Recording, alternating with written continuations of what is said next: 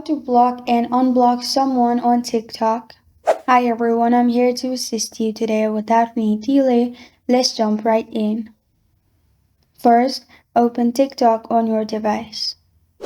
Go to Home at the bottom left corner of your screen. In here, click on the search icon at the top right. Then, search for the person's username you want to block. After you've searched for their username, simply click on their profile. After you're in their profile, click on the arrow at the top right corner of your screen. Then, other options will pop up. At the bottom, click on Block.